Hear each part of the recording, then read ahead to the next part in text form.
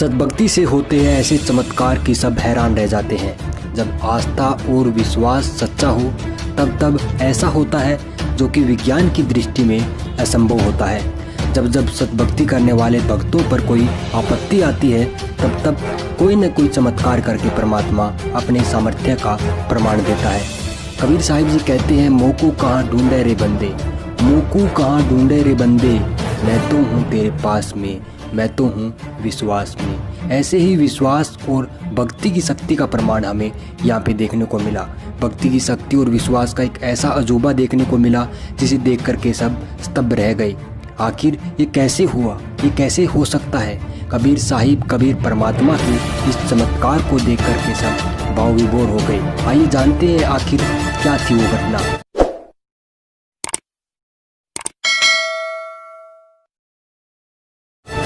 नमस्कार जी। सत साहेब। कहाँ से आए हैं? जी मैनपुरी से हूँ मैं, यूपी डिस्ट्रिक्ट मैनपुरी से। क्या नाम आपका? मनोज दास। किस लिए आते हैं आप यहाँ? भगत जी परमात्मा साक्षात आए हुए हैं। हमें एक नहीं पता नहीं कितने सभी वेद पुराणों में मालिक ने चमत्कार दिखाए। सभी एक करके सभी नकली संतों को उन्होंने पर्दाफाश किया है, अपना ज्ञान प्रचार कर रहे हैं मालिक। कौन से परमात्मा की बात कर रहे हैं? संत रामपाल जी महाराज इस धरती पे आए हुए हैं, पूर्ण परमात्मा के अवतार हैं और हमें उन्हीं के शरण में जाने से पूर्ण मोक्ष होता है। ये वही भगवान है जिनकी भक्ति करने पर एक पिता के सामने उसके पुत्र की मृत्यु नहीं हो सकती है। इसका जीता जागता प्रमाण भगत जी हमारा बच्चा बैठा हुआ है। तो कैसा, यानी क्या हुआ था आपके साथ? एक्चुअली ये भगत जी हीटर चल रहा था मेरे घर में, तो घर के सभी सदस्य अंदर को थे। ये बच्चा 11 महीने का था उस समय, फिसलता हुआ एकदम भागता हुआ आ गया। इसने जाके एकदम लाल लाल सा देख के उसको पकड़ लिया अपने हाथ में। तो ये सब देखते हुए लगभग 9 से 10 मिनट हो चुके थे। तो वहाँ कोई था नहीं, इसकी मम्मी आई, एकदम देखा उसने आके। तो तब तक इसकी बॉडी से चारों तरफ से धुआं निकल रहा था। इसमें हीटर का स्प्रिंग अल्टा खाए हुए था।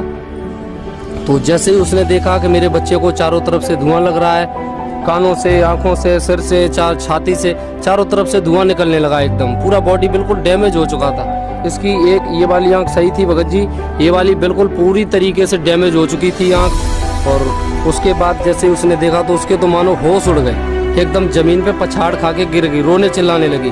तो वो सब सुनते हुए गांव पड़ोस के मोहल्ले के सभी 10, 20, 50 लोग एकदम इकट्ठा हो गए। बोले ये क्या हो गया? तो जैसे ही बच्चे को देखा तो सभी लोग एकदम दंग रह गए। बोले ये तो चला गया, लाइट से इतना जबरदस्त करंट लगा, बच्चे का पूरा बॉडी जल के खत्म हो गया। उस समय भगत जी इसका आधा उंगली पूरी तरीके से राख हो चुका था। मेरे पास सभी इसके फोटोज हैं और जो भी है आपके सामने रखा हुआ है ये। उसके बाद मैंने परमात्मा से जैसे ही मैंने इसे देखा जाके बच्चे को, तब तक ये पूरी तरीके से डेड हो चुका था। उसके बाद मैंने उठा करके इसे गुरुजी के शरण में ले गए, मालिक का चरणामृत दिया इस बच्चे को।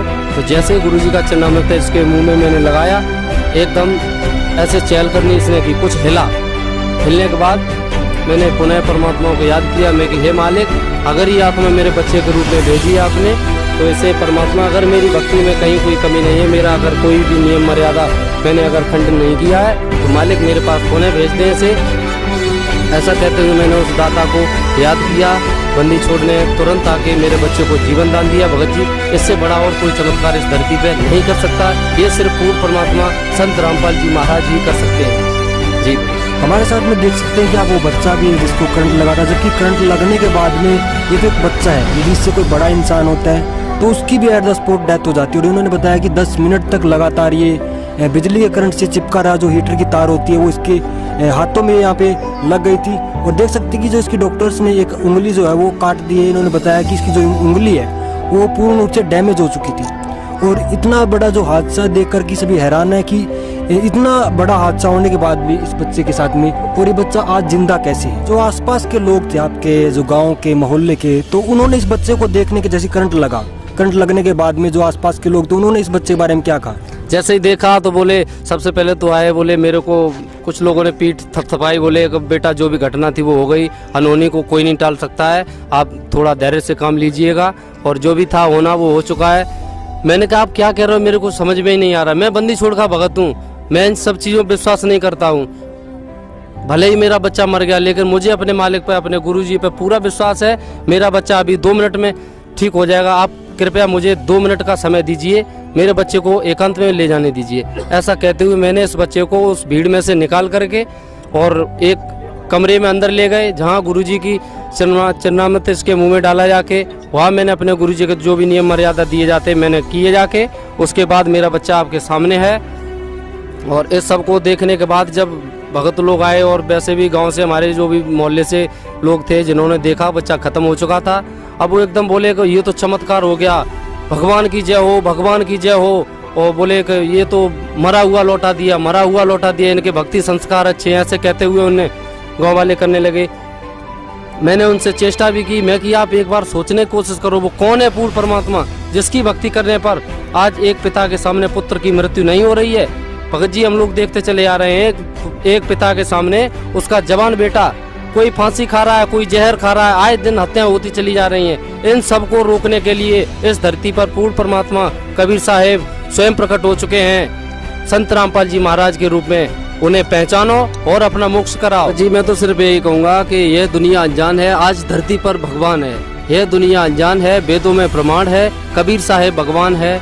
अब इससे बड़ा और कुछ नहीं है, क्योंकि आपके सामने सभी संत रामपाल जी महाराज वेद शास्त्र रूबरू करा रहे हैं। अपनी आंखें खोलें, वेद शास्त्रों में सभी प्रमाण देखें और तत्पश्चात सद्भक्ति कर करके अपना मोक्ष मार्ग कराएं, मालिक की शरण में आएं। आपका पूर्ण कल्याण हो सकता है। यही वो संत हैं